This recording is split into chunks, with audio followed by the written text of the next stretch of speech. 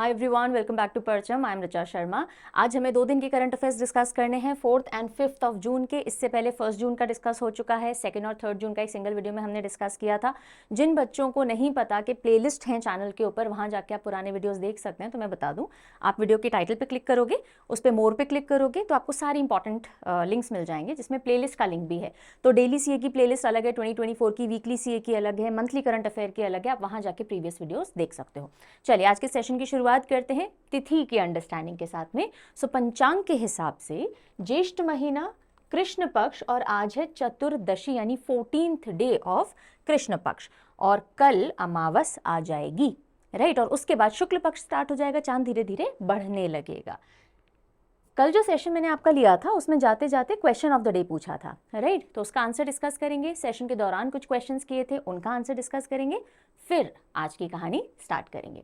सो कल का क्वेश्चन था, which organisation release the report title red list of mangrove ecosystem. कल हमने एक रिपोर्ट डिस्कस की थी, मैनग्रोव इकोसिस्टम किस तरह से धीरे धीरे खत्म होते जा रहे हैं, डेंजर में आते जा रहे हैं। 50% जो इकोसिस्टम है, मैनग्रोव इकोसिस्टम, वो डेंजर में है, इस रिपोर्ट ने कहा था। तो ये जो रिपोर्ट है जिसका टाइटल था red list of mangrove ecosystem, कौन सी बॉडी ने रिलीज की थी? ये आंसर होगा IUCN, international union on conservation of nature. Then session के दौरान कुछ क्वेश्चंस मैंने आपसे किए थे, तो आज मैंने आंसर पिक किया है साक्षी वत्स का। ओके, साक्षी वत्स क्या क्वेश्चंस किए थे, उनका क्या आंसर किया है, जल्दी से देखते हैं। I had asked you food and agricultural organisation के हेड और हेडक्वार्टर कहाँ हैं। सो हेडक्वार्टर है रोम, इटली में, फूड एंड एग्रीकल्चरल ऑर्गेनाइजेशन के। और मैंने हिंट भी दे रखा है कि कभी भी यूनाइटेड नेशन से रिलेटेड कोई ऑर्गेनाइजेशन है और फूड में या एग्रीकल्चर में डील करती है तो उसके हेडक्वार्टर हमेशा रोम, इटली में होंगे। Okay, Italian food, Italian pizza, इससे याद रख लिया कीजिए। एनी ऑर्गेनाइजेशन UN से रिलेटेड है और फूड या एग्रीकल्चर या हंगर एनीथिंग से रिलेटेड है तो वो यही हेडक्वार्टर आएंगे। हेड है क्यू डोंग्यू। डोंगा जानते हैं कि डोंगे में फूड खाया है कभी? डोंगा इस तरह का एक बर्तन होता है ना, डोंगा, राइट। देन HSBC, कल हमने देखा था RBI ने इम्पोज किए हैं पेनाल्टीज HSBC के ऊपर, और फेमा एक्ट के रेगुलेशंस और उसके कुछ रूल्स नहीं मानने की वजह से। तो HSBC Hong Kong and Shanghai bank है और बैंकिंग कॉरपोरेशन, और कहाँ हेडक्वार्टर्ड है? लंदन के अंदर है। हेड कौन है? Noel Quinn is the head. Then I had asked you Iceland की प्रेसिडेंट, क्योंकि कल आइसलैंड के वोल्केनिक इरप्शंस और बहुत सीज्मिक एक्टिविटी चल रही है, अर्थक्वेक्स आते रहते हैं वहाँ पे, उसकी बात की थी। सो हाल ही में एक बिजनेस वूमन है, उनको प्रेसिडेंट इलेक्ट किया गया है, हैला थॉमस-डॉटर। सो हल्ला, आइसलैंड वाले लोग हल्ला नहीं करते होंगे, दिमाग एकदम आइस की तरह ठंडा रहता है। ऐसे कुछ हिंट्स मैंने आपको दिए थे। So all answers are correct. Fine, now let us move over with today's and yesterday's news. 4th और 5th की तरफ मूव करते हैं। 4th ऑफ जून को एक इंपॉर्टेंट डे आता है, जो अभी जिस तरह की वॉर सिचुएशंस बनी हुई हैं, कॉन्फ्लिक्ट सिचुएशंस बनी हुई हैं दुनिया में कुछ एक जगह, उनके लिहाज से इंपॉर्टेंट है। International day of innocent children victims of aggression. मासूम बच्चे जो कि अग्रेशन यानी जो भी कॉन्फ्लिक्ट होते हैं उसके अंदर पिस जाते हैं, उनके साथ हरासमेंट हो रहा है, वायलेंस हो रहा है, उसके अगेंस्ट आवाज़ उठाने के लिए ये दिन है। International day of innocent children victim of aggression यानी आक्रामकता के खिलाफ निर्दोष बच्चों का अंतर्राष्ट्रीय दिवस। इसकी शुरुआत यूनाइटेड नेशन जनरल असेंबली ने 1982 में की थी। लेबनान वॉर चल रही थी और उसके बाद बच्चों की जो हालत थी उसको देखते हुए यूनाइटेड नेशन जनरल असेंबली ने एक मीटिंग बुलाई थी, और उसके बाद उन्होंने डिसाइड किया कि हम इस तरह का डे ऑब्जर्व करेंगे। और ये जो लेबनान वॉर थी, इसमें इजराइल ने अटैक कर रहा था लेबनान के ऊपर, जहाँ पे पैलेस्टीन को भी शरण मिल रखी थी, एटसेट्रा। ठीक है, सो पैलेस्टीनियन और लेबनीज चिल्ड्रन को इजरायली अग्रेशन से बचाने के लिए इस डे की पहल की गई थी, but now it focuses on all children who are suffering because of aggression. Got it? चलो, very very very important day, very very very important, mark कर लीजिएगा। और बच्चों वाला डे है, स्कूल टाइम से पढ़ते आ रहे हैं, लेकिन कौन से पॉइंट्स बहुत इंपॉर्टेंट है अभी मैं बताऊंगी। वर्ल्ड एनवायरनमेंट डे, विश्व पर्यावरण दिवस 5 जून को मनाया जाता है। ठीक है, ऑल राइट। अब हर साल एक होस्ट कंट्री असाइन की जाती है, ग्लोबल होस्ट, जो ये पूरा इवेंट ऑर्गेनाइज करती है इस डे के उपलक्ष्य में। सो वर्ल्ड एनवायरनमेंट डे 2024 जो कि 5 जून को आ रहा है, उसका ग्लोबल होस्ट कौन है? The kingdom of Saudi Arabia. अच्छे से याद रखिएगा, सऊदी अरेबिया। थीम क्या है इस बार की? Land restoration, desertification and drought resilience. जो ज़मीन खराब होगी उसको रिस्टोर करना, डेजर्टिफिकेशन को रोकना, जो रेगिस्तान बनता जाता है, और जो ड्रॉट यानी सूखा पड़ता है उससे वापस उबर के कैसे आना, इन सब के टुवर्ड्स थीम घूम रही है इस बार की। World environment day biggest international day होता है पर्यावरण के कॉन्टेक्स्ट में अगर हम बात करें, और इस बार का जो फंक्शन होगा, इवेंट होगा, वो सऊदी अरेबिया होस्ट करेगी। ना ये जो डे था, यूनाइटेड नेशन एनवायरनमेंट प्रोग्राम इसको लीड करता है और एनुअली 1973 से ऑब्जर्व किया जा रहा है। एक एक पॉइंट इंपॉर्टेंट है, अच्छे से पकड़िएगा। लैंड रिस्टोरेशन, ये पूरा एक दशक यानी डेकेड भी डेडिकेटेड है एक थीम के ऊपर, और लैंड रिस्टोरेशन की पिलर है United Nation decade on ecosystem restoration का। So UN decade on ecosystem restoration 2021 से 30 तक चल रहा है, और उसमें one of the important points जिसके ऊपर फोकस है वो है land restoration. Got it? So world environment day और उसके रिलेटेड पॉइंट्स याद हो गए। चलिए,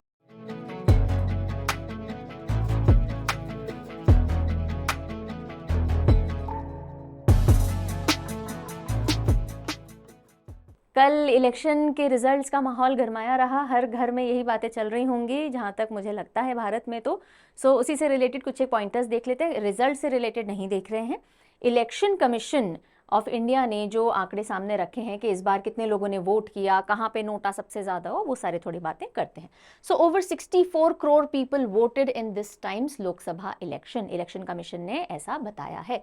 64 करोड़ लोगों से ज़्यादा, जो G7 कंट्रीज़ है ना, उसके अंदर जितने भी वोटिंग होती है सारी कंट्रीज मिला लो, उससे भी कहीं ज़्यादा इंडिया के अंदर इस बार वोटिंग हुई है। India creates world record with 64.2 crore voters participating in Lok Sabha polls और इलेक्शंस। और ये किसने जानकारी दी? हमारे जो CEC हैं राजीव कुमार, उन्होंने। और इनके अंदर 31.2 करोड़ वोटर्स फीमेल रही हैं। इन 64.2 करोड़ में से 31.2 करोड़ विमेन वोटर्स थी। Highest ever in the world females ने वोट किया है इस बार। ठीक है, बस ये मेन पॉइंट्स थे। उसके अलावा हमने देखा ही था थोड़े टाइम पहले इलेक्शन कमिश्नर्स नए अपॉइंट किए गए थे, दो। कौन? सुख और ज्ञान, याद है? Gyanesh Kumar and Sukhbir Singh Sandhu ji. Okay, then एक और खबर इलेक्शन के प्रोसेस और वोटिंग से ही जुड़ी हुई। नोटा। नोटा यानी none of the above, none of the above. NOTA, अगर आपको किसी को भी वोट नहीं देना है तो आप नोटा दबा सकते हो। तो NOTA creates new record in Madhya Pradesh, crosses 1 lakh figure. Madhya Pradesh के इंदौर के अंदर 1,55,000 वोटर्स ने नोटा बटन दबाया, यानी हम इनमें से किसी प्रत्याशी को वोट नहीं देना चाहते हैं। और ये भी पहली बार इतने ज़्यादा वोटर्स ने नोटा ऑप्ट किया है। इससे पहले गोपालगंज जो था बिहार का 2019 इलेक्शंस में, वहाँ सबसे ज़्यादा नोटा रजिस्टर हुए थे, अप्रॉक्सीमेटली 51,000। अब इंदौर के अंदर मध्य प्रदेश में 1,55,000 नोटास गए हैं।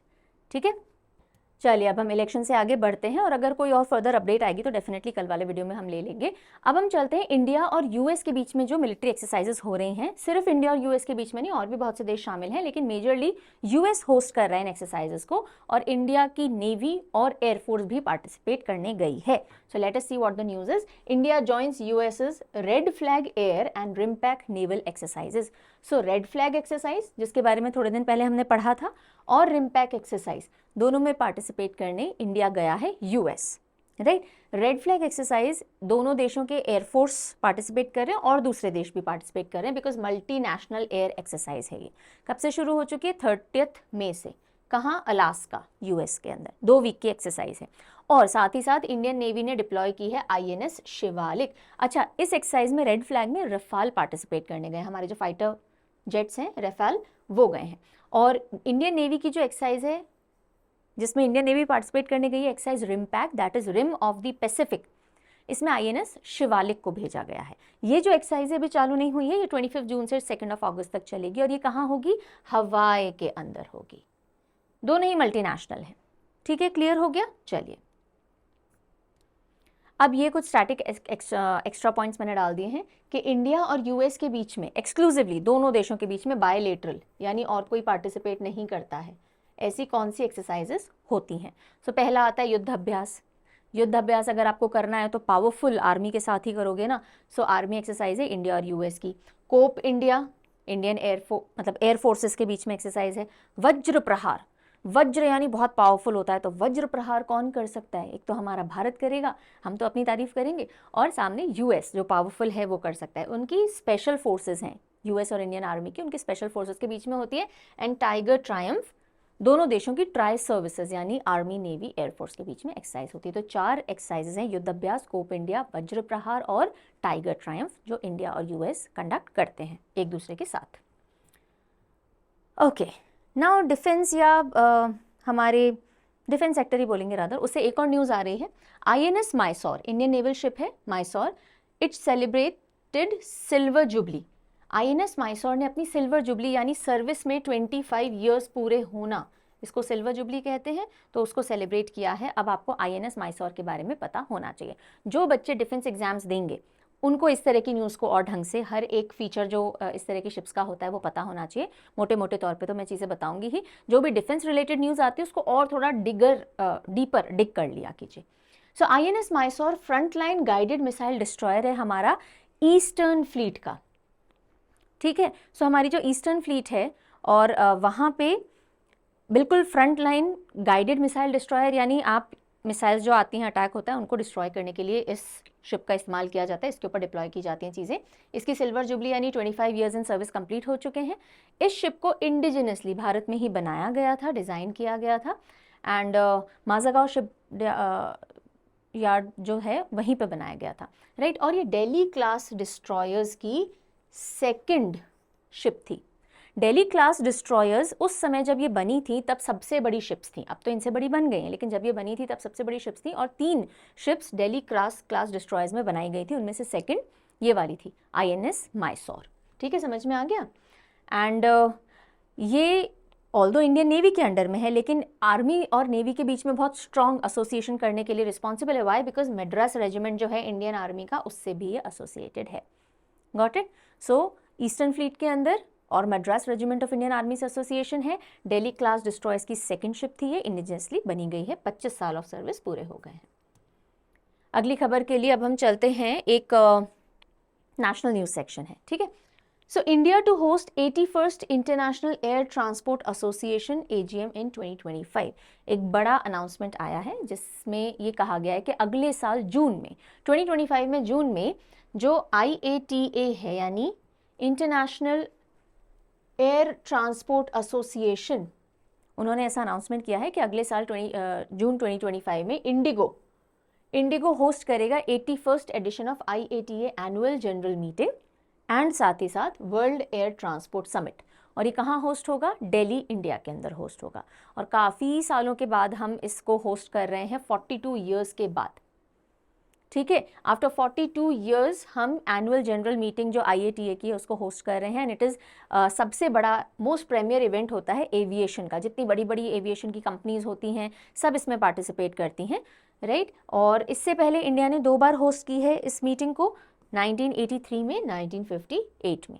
सो टोटल 330 एयरलाइंस हैं जिनमें 80% ग्लोबल एयर ट्रैफिक जो पूरा मैनेज करती हैं वो IATA की मेंबर हैं। और जब इसकी एनुअल जनरल मीटिंग होती है तो ये सारे मेंबर्स आएंगे और इंडिया इसको होस्ट करेगा अगले साल जून में। और मेन रिस्पॉन्सिबिलिटी होस्टिंग की किसकी है? इंडिगो एयरलाइंस की है। Got it? चलिए अब साइंस टेक वाले एरिया पे चलते हैं और इसरो से रिलेटेड एक न्यूज़ है। सो इसरो ने प्रवाह एक सॉफ्टवेयर डेवलप किया है, ठीक है। क्या है? प्रवाह। सो इसरोज प्रवाह एक CFD सॉफ्टवेयर है, एरोडायनेमिक डिज़ाइन एंड एनालिसिस के लिए। देखिए जो भी रॉकेट्स वगैरह बनाए जाते हैं तो वो एरोडायनेमिक डिज़ाइंस होती हैं ताकि वो फ्रिक्शन जो है एटमॉस्फेयर का, उसको घर्षण जिसे हम बोलते हैं, उसको काट के बाहर निकल सके। हम जितने भी व्हीकल्स चलाते हैं, वो आप स्कूटी चलाते हो, बाइक चलाते हो, कार चलाते हो, एरोप्लेन चलाते हो, सब में एरोडायनेमिक डिज़ाइन रखी जाती है। एरोडायनेमिक से क्या होता है? हवा कट के साइड हो जाती है और आगे मूव करना ईजी होता है। तो इसी को सिम्युलेट करने के लिए कि हम जो बना रहे हैं स्पेस में भेजे जाने वाली चीज़ें वो एरोडायनेमिकली कितनी करेक्ट हैं, उनके अंदर कुछ चेंजेस किए जाने नहीं किए जाने, तो उसके लिए सिम्युलेशन का एक सॉफ्टवेयर है जिसको तैयार किया गया है प्रवाह नाम से। और बेटर तरीके से समझते हैं, आइए। So ISRO develops Pravah software. पहला क्वेश्चन, प्रवाह सॉफ्टवेयर किसने बनाया? इसरो ने, okay. Indian space research organisation है। क्यों? एरोडायनेमिक डिज़ाइन एंड एनालिसिस के लिए। जो भी आप डिज़ाइनिंग कर रहे हो वो एरोडायनेमिकली सही है या नहीं है वो चेक किया जाना बहुत ईजी हो जाएगा। सो कंप्यूटेशनल फ्लूइड डायनेमिक्स यानी CFD सॉफ्टवेयर है जिसका नाम है प्रवाह। प्रवाह एक्रोनिम है, एक्सपैंडेड वर्जन भी है इसका, parallel RANS solver for aerospace vehicle arrow thermodynamic analysis. तो ये प्रभा का फुल फॉर्म है और इसको इसरो के VSSC यानी विक्रम साराभाई स्पेस सेंटर में तैयार किया गया है। Now tell me where is this VSSC, कहाँ पर है इसरो का ये पर्टिकुलर सेंटर, ये आप मुझे कमेंट सेक्शन में बताओगे। नाउ ये क्या कर सकता है, ये सिम्युलेट कर सकता है। कभी कार चलाना सीखा हो अगर आपने कार स्कूल्स ड्राइविंग स्कूल्स जा करके, तो एक सिम्युलेटर होता है, रियल कार नहीं होती, उसका डमी होता है, पर आप उसमें रियल फील्स ले पाते हो। अच्छा ब्रेक होते हैं, ऐसे एक्सेलरेटर होता है, ऐसे स्टीयरिंग हैंडल होता है, इसी तरह से उसको कहते हैं सिम्युलेटर। रियल चीज़ को आपको सेम फील्स दे देना या सेम एनवायरनमेंट दे देना। तो ये जो प्रवाह है ये सिमुलेट करेगा external and internal flow. Launch vehicle जब आप यूज़ करते हो तो किस तरह से उसमें फ्लो आएंगे, उसके जो विंग जब वो एंट्री ले रहा होगा अर्थ के एटमॉस्फेयर में या बाहर जा रहा होगा तो विंग्स को कैसे खोलना या बंद करना है, कब ये काम करना है, ताकि एरोडायनेमिक्स अच्छे से वर्क करें। ओके, और इसको गगनयान प्रोग्राम में बहुत एक्सटेंसिवली यूज़ किया जा रहा है, जो कि ह्यूमन रेटेड लॉन्च व्हीकल होगा उसकी पूरी टेस्टिंग के अंदर, ताकि कोई भी चूक नहीं होनी चाहिए। कब विंग्स खुलने हैं, कितने खुलने हैं, कब बाहर कितना प्रेशर आना है, कब अंदर कितना प्रेशर आना है, all these things will be engaged. So जो एकेडमिक्स और अदर इंस्टीट्यूशन है वो भी इसकी हेल्प ले सकेंगे। मिसाइल्स को कैसे डिज़ाइन करना है थर्मोडायनेमिकली एंड एरोडायनेमिकली, किस तरह से, नॉट थर्मोडायनेमिकली सॉरी, एरोडायनेमिकली यानी हवा को काटते हुए हवा के दबाव को कम करने के लिए किस तरह से हम डिज़ाइन कर सकते हैं, उसके एनालिसिस में ये जो प्रवाह सॉफ्टवेयर है काम करेगा। बात समझ में आ गई? ओके, चलिए अगली खबर नेशनल इंपॉर्टेंस की। World's largest grain storage plan in cooperative sector, ये लॉन्च किया गया था फरवरी 2024 के अंदर और एक पायलट प्रोजेक्ट के तौर पे लॉन्च किया गया था, ताकि हमारा जो फूड स्टोरेज है, हम जो भी ग्रेन्स उगाते हैं उसका स्टोरेज बड़े लेवल पे, मास लेवल पे हो सके और वेस्टेज नहीं हो। तो उससे रिलेटेड जो पायलट प्रोजेक्ट चलाया गया 11 स्टेट्स के अंदर, उसकी रिव्यू मीटिंग भी ली गई और आगे अब इसको पूरे इंडिया में कैसे फैलाया जाए उसके बारे में डिस्कशन हुआ। सो ये न्यूज़ का पॉइंट है। National level coordination committee for world's largest grain storage plan holds first meeting in Delhi. तो वर्ल्ड का सबसे बड़ा अनाज स्टोर करने वाला प्लान है, उसकी पहली मीटिंग दिल्ली के अंदर कोऑर्डिनेशन कमेटी की ली गई है। ओके, और मेडन मीटिंग, पहली मीटिंग है न्यू दिल्ली के अंदर। और इसमें क्या किया गया, जो 11 स्टेट्स थे जहाँ पे इम्प्लीमेंट किया गया था इसको पायलट प्रोजेक्ट के तौर पे, उसके काम को रिव्यू किया गया। कौन से वो 11 स्टेट थे? UP, MP, Rajasthan, Gujarat, Maharashtra, Tamil Nadu, Karnataka, Assam, Tripura, Uttarakhand and Telangana. ठीक है, अब न्यूज़ तो ये इतनी सी हो गई, अब समझते हैं what was this all about. देखिए, ये जो हमारा प्लान है वर्ल्ड का सबसे बड़ा ग्रेन्स को स्टोर करने वाला प्लान, इसका मेन एम क्या है कि हम ऐसे एग्रीकल्चरल इंफ्रास्ट्रक्चर तैयार करें। देखिए, खेती हमारे यहाँ बहुत होती है, अनाज की उपज भी बहुत होती है, लेकिन अगर सही बायर नहीं मिलता, आपको बेचने के लिए खरीदार नहीं मिलता अपने अनाज को, तो आपको उसको स्टोर करने की समस्या आती है। स्टोरेज में बहुत सारा नुकसान होता है बिकॉज हमारे पास प्रॉपर स्टोरेज हाउसेज नहीं है। इस समस्या के समाधान के लिए प्लान लेकर के आया गया था कि primary agricultural cooperative society level के ऊपर हम ग्रेन्स को स्टोर करने की कोई ना कोई व्यवस्था बनाएं, जिससे वेयर हाउसेज हों, सेंटर्स हम हायर कर सकें जो आपके स्टोर कर लेंगे ग्रोन्स को, प्रोसेसिंग यूनिट हो, फेयर प्राइस शॉप्स हो जहां आप जल्दी अपना अनाज बेच सकें, आपको फालतू में रखना ना पड़े यहाँ वहाँ। और इसके लिए बहुत सारे जो डिपार्टमेंट्स हैं वो साथ आए थे। ठीक है, सो ये जो इनिशिएटिव है ये बहुत सारी एग्जिस्टिंग गवर्नमेंट की जो स्कीम्स हैं उनको भी साथ में लेकर के आता है, जैसे एग्रीकल्चरल इंफ्रास्ट्रक्चर फंड है, एग्रीकल्चरल मार्केटिंग इंफ्रास्ट्रक्चर स्कीम है, एट्सेट्रा। अब इससे होगा क्या? ऑब्वियसली वेस्टेज कम होगा, ऑब्वियसली बहुत सारे जो किसान हैं उनको अपनी पैदावार का अच्छा उचित दाम मिल पाएगा। एंड ये जो प्रोग्राम है world's largest grain storage plan cooperative sector से रिलेटेड है, राइट। इसको फेब 2024 में लॉन्च किया गया था and 700 lakh ton storage capacity हम टारगेट कर रहे हैं क्रिएट करने का नेक्स्ट 5 ईयर्स में। ओके, और करीब 1.25 लाख करोड़ की लागत आएगी। ये वाले पॉइंट्स आपको ध्यान रखने हैं। Thousands of warehouses and godowns will be constructed across the country. Okay? चलिए अगली न्यूज़ के लिए चलते हैं। लद्दाख के अंदर एक ह्यूमन लाइब्रेरी इवेंट हुआ है। ह्यूमन लाइब्रेरी मतलब जैसे हम बुक्स की लाइब्रेरी तो हमें पता है, आप लोग भी जाकर के अपनी पढ़ाइयाँ करते होंगे, वहाँ पे तैयारी करते होंगे। ह्यूमन लाइब्रेरी मतलब जो वेटरन्स हैं जिन्होंने कारगिल वॉर में पार्टिसिपेट किया था, अपनी सेवाएं दी थी, उनका इंटरेक्शन आज के जवानों से, आज के सोल्जर्स से करवाना और लोगों से करवाना। तो वो चलती फिरती लाइब्रेरी है, वो आपको बता सकते हैं क्या सिचुएशन थी, क्या टैक्टिक्स हमने यूज़ किए, किस तरह का माहौल था, तो उनको ह्यूमन लाइब्रेरी कहा गया एक तरह से। ओके, सो आइएगा, इंडियन आर्मी किसने ऑर्गेनाइज किया? Indian army organises human library event with Kargil war heroes as a part of 25th Kargil Vijay Diwas celebrations. अब आप बोलोगे मैम कारगिल विजय दिवस आ गया क्या? नहीं आया। कब आता है कारगिल विजय दिवस? 26 जुलाई को आता है। सो कारगिल विजय दिवस के सेलिब्रेशंस का ऑनसेट समझ लीजिए कि उस अब बहुत पास में ही है, तो अभी से शुरू हो गए हैं। सो टाइगर हिल ब्रिगेड जो है इंडियन आर्मी का, उन्होंने ये human library event Kargil war heroes के साथ में ऑर्गेनाइज किया। ठीक है, कहाँ? हनयोकमा विलेज, हानू वैली, लद्दाख के अंदर। कारगिल विजय दिवस, although I have told you 26 जुलाई को हर साल मनाया जाता है। हमने जो विक्ट्री हासिल की कारगिल वॉर में ओवर पाकिस्तान, और जो लोग उसमें जुड़े रहे, हमारे जो सोल्जर्स हो गए, आर्म फोर्सेस हो गई, उनको सेलिब्रेट करने के लिए। ओके, और इस साल हम 25th एनिवर्सरी कारगिल विजय दिवस की मनाएंगे। तो अब मुझे बताइए ज़रा, कौन से ईयर में हुई थी ये वॉर? लिखोगे? बताओ, चलो खुद बताओ। मैथ है वैसे तो सिंपल सी, पर बता दीजिए। अब हम चलते हैं थोड़ा सा बैंकिंग, फाइनेंस, इकोनॉमिक सेक्टर से रिलेटेड न्यूज़ लेते हैं। तो सबसे पहले आ रही है UPI transaction set new record, scale 14.04 billion peak in May. 14.04 billion UPI transactions मई के अंदर दर्ज किए गए। अभी तक जब से यूपीआई इंट्रोड्यूस हुआ है 2016 में, तब से लेके अभी तक सबसे ज़्यादा किसी महीने में अगर यूपीआई ट्रांजैक्शंस हुए हैं तो वो मई के अंदर हुए हैं। 14.04 बिलियन नंबर ऑफ ट्रांजैक्शंस। और कितनी वैल्यू इनके अंदर ट्रांजैक्ट की गई है? 20.45 ट्रिलियन रुपीस। ठीक है, सो यूपीआई अप्रैल 2016 में लॉन्च हुआ था और अभी तक हाईएस्ट ट्रांजैक्शन। ये दिखाता है कि भाई बहुत ज़्यादा यूज़ अब आम लोगों में इसका हो गया है। सो ये मंथली वॉल्यूम है। पिछले महीने यानी अगर हम अप्रैल में देखें तो 13.3 बिलियन इसमें ट्रांजैक्शंस थे काउंट, और अब 14.04 बिलियन पहुंच गए हैं। तो अब यहीं पे हम थोड़ा सा यूपीआई के बारे में स्टैटिक देख लेते हैं। ठीक है, वैसे यूपीआई अब सबको पता है, लेकिन पता हो ना, और एग्जामिनेशन पॉइंट से अगर कुछ एग्जामिनेशन पर्सपेक्टिव से कुछ पॉइंट्स पिक करने तो वो देखना, इन दोनों में हल्का सा डिफरेंस है।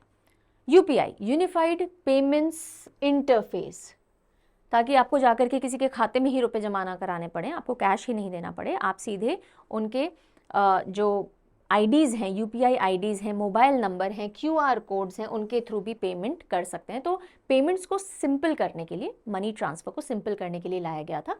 तो एक digital real time payment system है जो एनपीसीआई ने डेवलप किया था। NPCI is national payment corporation of India, और इसको रेगुलेट कौन करता है कि ढंग से काम किया जा रहा है, इसके रूल्स रेगुलेशन फॉलो हो रहे हैं, आरबीआई इसको देखता है। 11 अप्रैल 2016 में यूपीआई लॉन्च किया गया था। ओके, एनपीसीआई जिसने इसको डेवलप किया एक अम्ब्रेला ऑर्गेनाइजेशन है, और वो जितने भी रिटेल पेमेंट्स हैं उनको देखता है। एनपीसीआई आरबीआई का ही इनिशिएटिव था और इंडियन बैंक्स एसोसिएशन का, ताकि पेमेंट एंड सेटल किसके तहत लाया गया था? Payment and settlement system act 2007 के तहत, ताकि हमारा जो पेमेंट्स हैं वो सिस्टम और सुचारू बन सके, इंफ्रास्ट्रक्चर डेवलप हो सके डिजिटल पेमेंट का।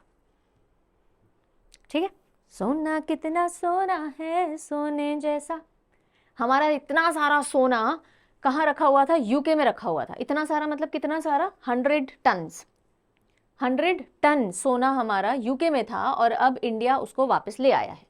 अब बहुत सारे सवाल आ रहे होंगे आपके मन में, ये हमारा सोना वहाँ क्या कर रहा था, हमने क्यों दे रखा था, अब हम क्यों लेकर के आए हैं? तो चलिए एक एक करके सारे सवाल आंसर करते हैं। सो आरबीआई, हमारा जो रिजर्व बैंक ऑफ इंडिया है, वो 100 टन सोना यूके के वॉल्ट से और वापस इंडिया में लेकर के आ गया है, अपने वॉल्ट में उसने अब रख लिया है। देखो, बहुत सारी ऐसी कंट्रीज़ हैं जो कि बैंक ऑफ इंग्लैंड के वॉल्ट के अंदर अपना पैसा रखती हैं, किसी और ऐसी लोकेशन पे रखती हैं जहाँ पे उनको लगता है कि रखना चाहिए, और उसके एवज में कुछ फ़ी पे करती थी। हमने क्यों इतना सारा सोना यूके को के वॉल्ट में रख रखा था?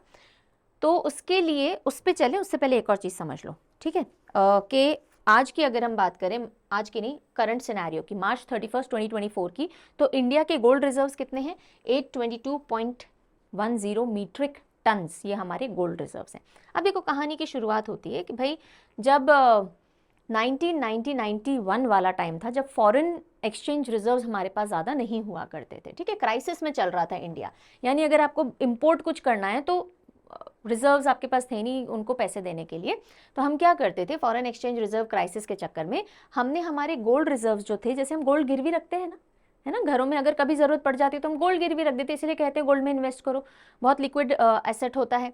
तो बैंक ऑफ इंग्लैंड को हमने हमारे गोल्ड रिजर्व्स प्लेज कर दिए थे, गिरवी रख दिए थे, ऐसा समझिए आप, तो $405 मिलियन के लोन की सिक्योरिटी के तौर पे, ठीक है। अब फिर ये हुआ कि लोन तो हमने बहुत जल्दी रीपे कर दिया नवंबर 1991 में, लेकिन ये गोल्ड रिजर्व्स हमने वहीं रखे लॉजिस्टिक रीजन से, कौन इनको वापस लेके आए, और अब वहाँ इतना गोल्ड पड़ा है तो कभी भी हमें कोई और ट्रेड ट्रांजैक्शन में जाना होगा तो बहुत स्मूथली हो जाएगा, बिकॉज इतना सारा रिजर्व आपके पास पड़ा है, अब आपको फर्दर सिक्योरिटी कुछ देनी नहीं पड़ेगी, और किसी देश से करेंगे तो ठीक है।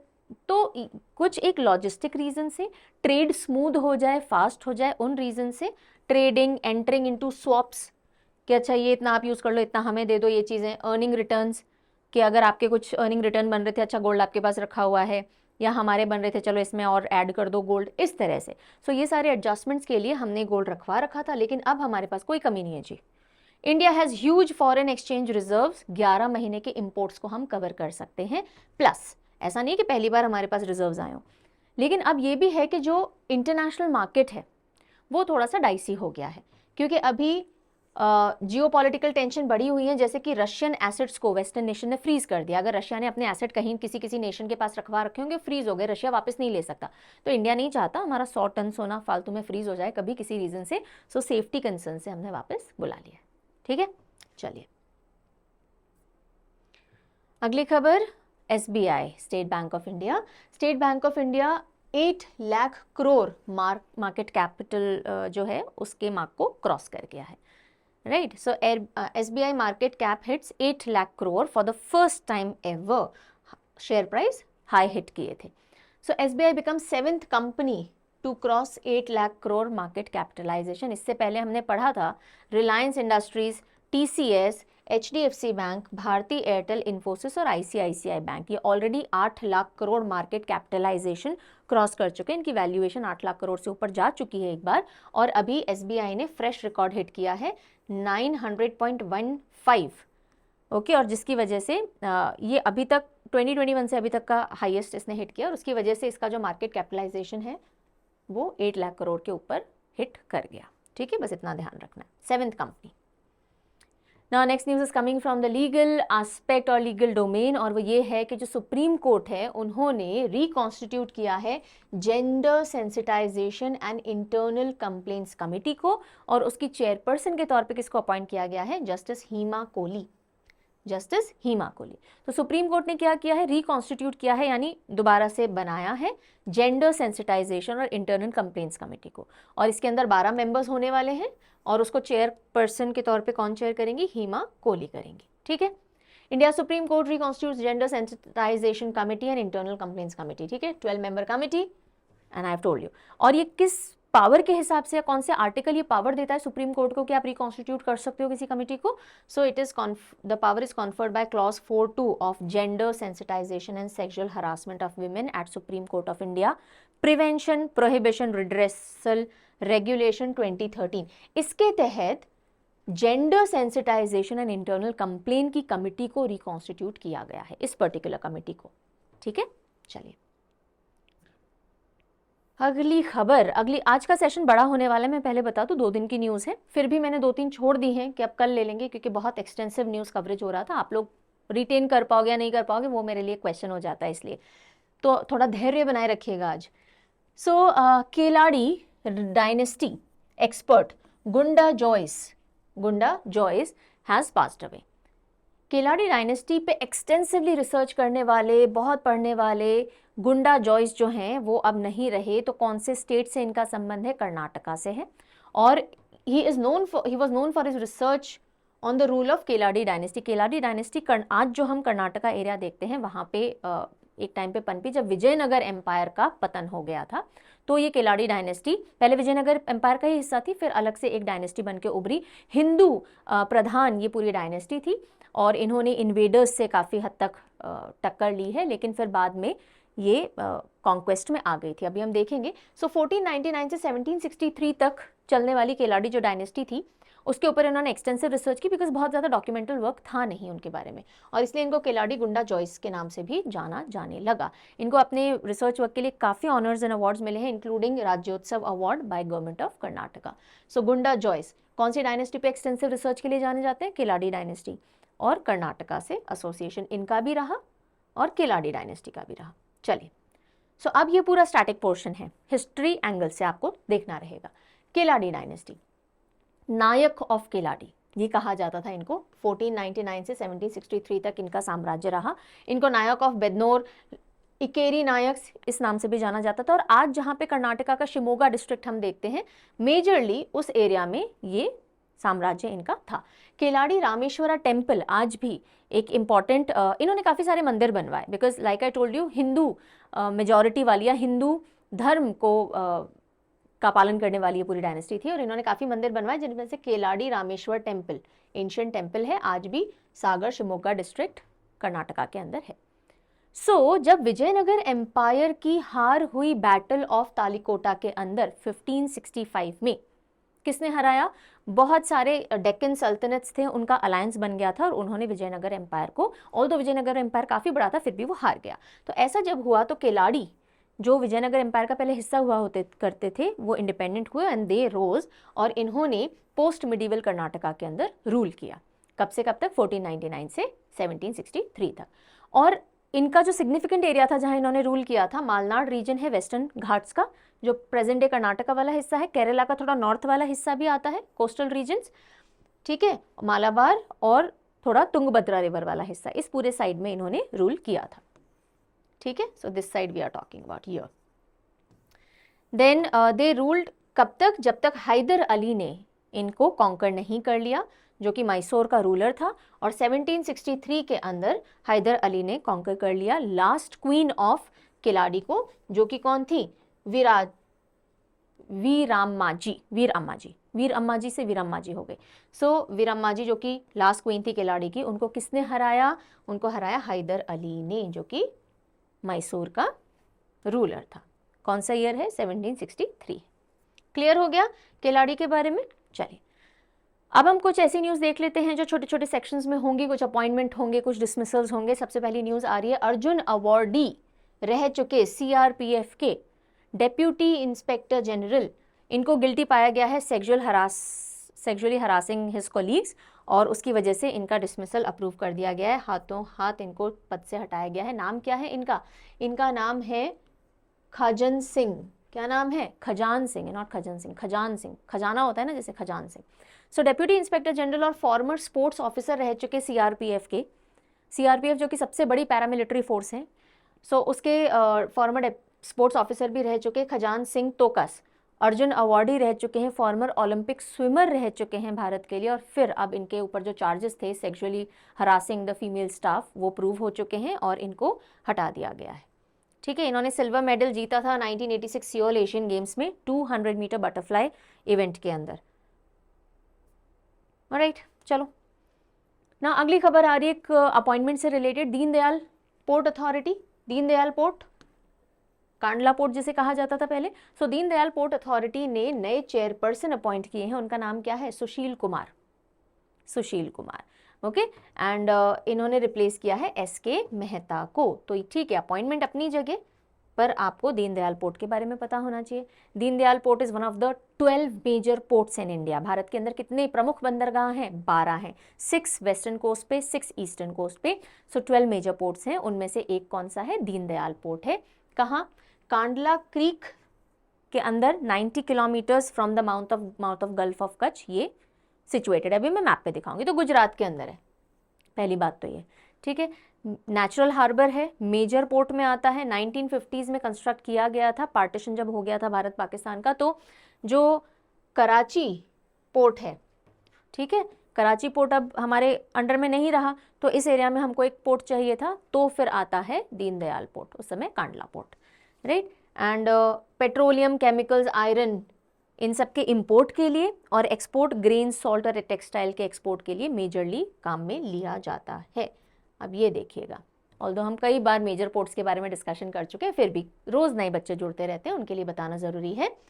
तो देखिएगा कि जिनके दिमाग में थोड़ा डाउट आ रहा है कि मैम 12 मेजर पोर्ट हैं या 13 हैं, तो भाई वाधवान पोर्ट अभी बना नहीं है, इसलिए हम उसको काउंट नहीं करेंगे, ठीक है। सो ये रहा दीनदयाल पोर्ट गुजरात। उसके अलावा आपको मुंबई जवाहरलाल नेहरू पोर्ट दिख रहा है, मार्मगांव, न्यू मैंगलोर, कोचिन। फिर अगर आप ईस्ट कोस्ट पे आओगे, ये हो गए यहाँ के 6, राइट। इस तरफ अगर आप आओगे तो वीओ चिदम्बरम, चेन्नई, कामराजार, देन विशाखापट्टनम, पारादीप एंड कोलकाता।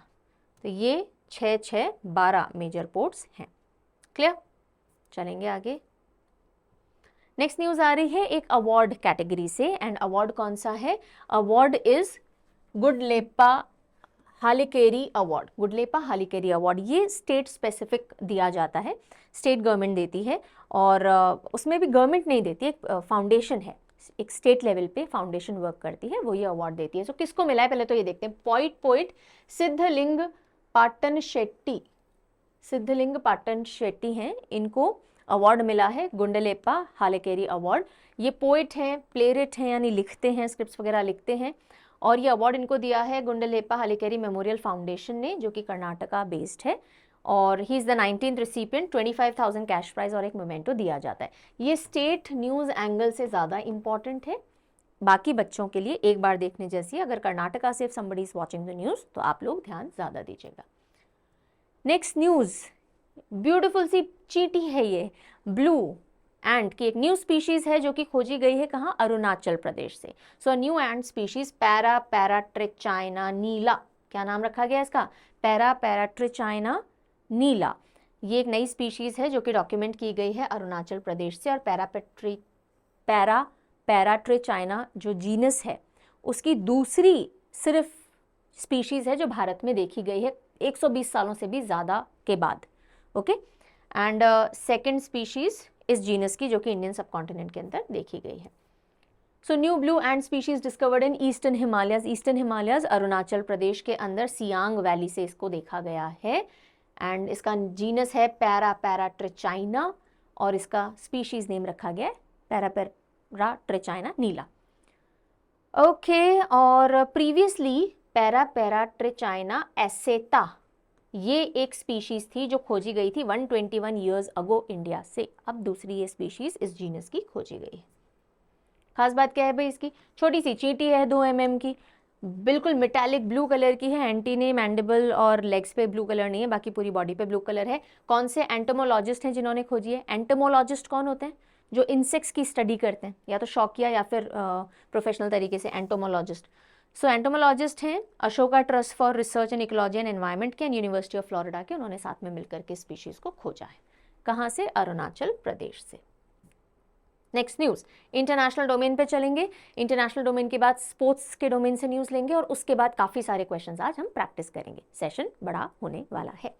चलिए, so Maldives will ban Israelis from entering the country over the war in Gaza. Gaza के अंदर वॉर चल रही है, और इजरायली गाजा के अंदर अटैक कर रहे हैं, और गाजा के अंदर मुस्लिम कम्युनिटी रहती है, और मालदीव्स में भी मुस्लिम कम्युनिटी रहती है, और इसलिए मालदीव्स गाजा के साथ खड़ा है, और उसने बोला है कि इजरायली टूरिस्ट जो भी आएंगे हम अब उनको बैन करेंगे हमारी कंट्री में आने से। अब इस पे लेटेस्ट अपडेट क्या है? इजरायल ने कहा है कि भाई कोई नहीं, मालदीव्स मत जाओ, आप इंडिया चले जाओ घूमने, वहाँ पे भी बहुत सारे कोस्टल एरियाज मिलेंगे। Alright, so Maldives will ban Israeli from entering the country over the war in Gaza, क्योंकि वहाँ देश में बहुत मुस्लिम समुदाय के अंदर एंगर है। 11,000 Israeli visited Maldives last year. जो टोटल टूरिस्ट जाते हैं मालदीव्स, उनका 0.6% ही इजरायल से आते हैं, तो मालदीव को बहुत ज़्यादा इकोनॉमिकली खर्चा भी नहीं या नुकसान भी नहीं झेलना पड़ेगा। अब क्योंकि हमने 2 देशों की बात की है, मालदीव की और इजरायल की, जल्दी से उनके लोकेशन और हेड के बारे में देख लेते हैं। देखिए, मालदीव ये इंडिया है, यहाँ पे मालदीव आइलैंड्स है बहुत सारे, Male is the capital, Maldivian rufiyaa is the currency, and Mohamed Muizzu is the president. Israel की हम बात करें तो बहुत टाइम से न्यूज़ में बना हुआ है, by now you know this is Israel, right, and Jerusalem is the capital, currency is new shekel, and prime minister is Benjamin Netanyahu. Okay, so अब इंटरनेशनल डोमेन में जो अपॉइंटमेंट हुए हैं, मेक्सिको चलते हैं सीधे। मेक्सिको को पहली बार एक वुमेन प्रेसिडेंट मिली हैं, and that is Claudia Sheinbaum. So Mexico से मैक्सी ले सकते हैं, मम्मा लोग पहनती है ना मैक्सी, ममा लोगों की नाइट ड्रेस होती है मैक्सी, उसके ऊपर क्लाउड बने हुए हैं। क्या बने हुए हैं? क्लाउड। तो क्लॉडिया से आप क्लाउड ले सकते हो, राइट? क्लाउड बने हैं मैक्सी पे, तो Claudia Sheinbaum has become the first woman president of Mexico and she is a Jew. तो पहली Jew to be a president of Mexico भी ये बनती हैं। एंड ये पेशे से अदरवाइज क्लाइमेट साइंटिस्ट हैं। और ध्यान दीजिएगा कि 2007 के अंदर एक ऑर्गेनाइजेशन है जिसको नोबेल प्राइज मिला एक रिपोर्ट के लिए। So intergovernmental panel on climate change 2007 की रिपोर्ट जिसको नोबेल पीस प्राइज दिया गया, उस रिपोर्ट में इन्होंने भी अपना कंट्रीब्यूशन दिया था एज अ क्लाइमेट साइंटिस्ट। किसने? क्लॉडिया शेनबॉम ने। Okay, now if you talk about Mexico, capital city is Mexico city and the currency is Mexican peso. ये नॉर्थ अमेरिका आपको दिख रहा है और ये मैक्सिको कंट्री है। क्लियर? नेक्स्ट अपॉइंटमेंट है क्या? हाँ जी, पाकिस्तान। पाकिस्तान में हेलेन मैरी रॉबर्ट्स, पाकिस्तान में Helen Mary Roberts becomes the first woman brigadier in Pakistan army from minority community. Pakistani army के अंदर पहली माइनॉरिटी कम्युनिटी से अगर कोई वुमेन है जो ब्रिगेडियर रैंक तक पहुंची है तो वो कौन बन गई हैं? हेलेन मैरी रॉबर्ट बन गई हैं, और ये क्रिश्चियन कम्युनिटी को बिलोंग करती हैं। एंड डॉक्टर या brigadier doctor Helen, she is been serving as senior pathologist Pakistani army में। 26 सालों से ये अपनी सेवाएं दे रही हैं और अभी ब्रिगेडियर के रैंक पे पहुंची हैं और पहली महिला बन गई हैं जो ब्रिगेडियर रैंक पे पहुंची है पाकिस्तानी आर्मी में from a minority community. Pakistan में माइनॉरिटीज कौन है? ये 3 माइनॉरिटी कम्युनिटी पाकिस्तान के अंदर है। हिंदूज हैं सबसे बड़ी माइनॉरिटी कम्युनिटी 2.14%, ओके। उसके बाद क्रिश्चियंस हैं 1.27%, और फिर है अहमदी मुस्लिम्स 0.09%। तो अहमदी मुस्लिम्स को पाकिस्तान मुस्लिम नहीं मानता बिकॉज ये अहमद को मैसेंजर ऑफ गॉड के तौर पे देखते हैं, राइट, और मोहम्मद को नहीं देखते। सो इस वजह से अहमदी मुस्लिम्स को भी माइनॉरिटी के अंदर रखा है पाकिस्तान में। Okay, now last section of the news which is sport. Sport में सबसे पहली खबर आ रही है दिनेश कार्तिक के ऑफिशियल रिटायरमेंट अनाउंसमेंट से रिलेटेड कि दिनेश कार्तिक ने अपने 39 बर्थडे पे अनाउंस कर दिया है, मैं ऑल फॉर्म्स ऑफ क्रिकेट से रिटायरमेंट ले रहा हूँ, अब मैं आईसीसी के कमेंटेटर के तौर पे काम करना चाहूँगा, राइट। सो अब यहीं पे इंपॉर्टेंट हो जाता है दिनेश कार्तिक का करियर थोड़ा बहुत देखना। सो इंडिया के लिए डेब्यू इन्होंने 19 ईयर्स ऑफ एज पे किया था, वनडे इंटरनेशनल था अगेंस्ट इंग्लैंड लॉर्ड्स के अंदर 2004 में, राइट, और अब 39 ईयर ऑफ एज पे ये अपना रिटायरमेंट ले रहे हैं, यानी ऑलमोस्ट 20 ईयर्स का इन्होंने अपना सर्विस दे दिया, ठीक है। देन 3 आईपीएल टीम्स का ये हिस्सा रह चुके हैं जब से आईपीएल की शुरुआत हुई 2008 में, एंड आखिरी मैच जो इन्होंने खेला वो royal Challengers Bengaluru IPL 2024 eliminator round 22 मई को खेला है ना। इन्होंने इंडिया के लिए टोटल कितने मैचेस खेले हैं, गेम्स खेले हैं? 180 गेम्स खेले हैं अक्रॉस ऑल फॉर्मेट्स, और टोटल 3,463 रन्स बनाए हैं। एक शतक यानी सेंचुरी इसमें शामिल है, 17 हाफ सेंचुरी शामिल है, 172 डिसमिसल्स जो अधिकतर इन्होंने स्टंप किए हैं because he was a wicket keeper and batter, okay. चलिए, देन हमने टुकड़ों टुकड़ों में सही लेकिन पढ़ा था थोड़े टाइम से ताइवान एथलेटिक्स ओपन में जो भी मेडल लेकर के आ रहे थे इंडिया के लिए। सो अब उसको कंक्लूड करते हैं। गोल्ड फेस्ट 3 स्पोर्ट पर्सन हैं जो भारत के लिए गोल्ड लेकर के आए हैं ताइवान एथलेटिक ओपन 2024 में, डीपी मनु, नैना जेम्स एंड अंकेश चौधरी। और ये न्यूज़ एक बार देख करके इसको वाइंड अप करके रख दीजिएगा। ताइवान एथलेटिक्स ओपन 2024 जो कि ताइपी के अंदर हुआ, इंडिया टोटल 7 मेडल्स लेकर के आया है जिसमें 3 गोल्ड शामिल हैं, 3 गोल्ड, 3 सिल्वर, 1 ब्रॉन्ज, तो सिर्फ गोल्ड याद रखने की जरूरत है। नैना जेम्स ने विमेन लॉन्ग जंप में, अंकेश चौधरी ने विमेन्स 800 मीटर लॉन्ग जंप के अंदर, और डीपी मनु ने जैवलिन थ्रो के अंदर गोल्ड लिया है। And this is the final piece of news for today and that is related to Dutee Chand. Dutee Chand, इनको 4 साल का बैन लगाया गया था इनके ऊपर from participating in various sport representing India, और उस बैन के अगेंस्ट उन्होंने अपील की थी, ठीक है। तो लेकिन वो बैन अभी भी स्टे रखा गया है। सो जो नेशनल एंटी डोपिंग पैनल है उन्होंने इनकी अपील को खारिज कर दिया है। सो दुती चंद 4 year ban stage. National anti doping panel ने जो इनका एक अपील थी कि मेरे ऊपर जो बैन लगाया गया है अगस्त 2023 से 4 साल का, वो हटा लिया जाए, उन्होंने बोला कि नहीं, पैनल का कहना है कि नहीं, आपके ऊपर जो चार्जेस थे वो सही प्रूव किए गए हैं। हु इज़ दुती चंद? तेज़ स्प्रिंटर हैं, तेज भागती हैं, 100 मीटर 200 मीटर में सिल्वर मेडल लेके आ चुकी हैं 2018 जकार्ता एशियन गेम्स के अंदर। 2019 वर्ल्ड यूनिवर्सिटी गेम्स जो इटली में हुए थे, फास्टेस्ट रनर बन के उभरी थी और इनको पॉजिटिव डोप टेस्ट में पाया गया था भुवनेश्वर 2022 दिसंबर में जब इनका टेस्ट किया गया। उसके बाद अगस्त 23 में बैन लग गया, फिर इन्होंने अपील की थी पर अपील भी खारिज हो गई है। ठीक है जी, क्लियर? ऑलराइट, सो ये हो गया आज का पूरा सेशन और मैंने अभी तक जानकारी नहीं दी है। नए बच्चे जो जुड़ चुके हैं उनको मैं बता दूं कि जो भी कुछ आज आपने पढ़ाया, रोज़ आप जो डेली सीए में पढ़ते हो उसके पीडीएफ फ्री ऑफ कॉस्ट आपको हिंदी और इंग्लिश में अवेलेबल करवाए जाते हैं। परचम का टेलीग्राम चैनल है और परचम ऐप है, इन दोनों से आप ले सकते हो। और बाकी अगर कोई भी पीडीएफ चाहिए इंडिविजुअल तो parchamclasses.in याद रखिएगा, ये वेबसाइट पे जाके ले सकते हो। सब्सक्रिप्शंस कोर्सेज चाहिए तो परचम ऐप पे जाइएगा। ज़्यादा जानकारी के लिए हेल्पलाइन नंबर है। परचेज के बाद कोई प्रॉब्लम आ रही है parchamclasses06@gmail.com पे आप मेल करेंगे। चलिए, रिविजन क्वेश्चन, आज ज़्यादा क्वेश्चंस लेंगे, आंसर करना शुरू कीजिए। First question your way, who has been elected as the first women president of Mexico? Mexico की पहली महिला राष्ट्रपति या प्रेसिडेंट कौन चुनी गई हैं? मैक्सी के ऊपर क्या बने हुए थे? Cloud, so Claudia Sheinbaum will be the right answer. Consider the following statements and select the correct answer using code given below. तो आपको 2 स्टेटमेंट दी गई हैं, करेक्ट कौन सी है, जो भी ऑप्शन है उस हिसाब से पिक करो।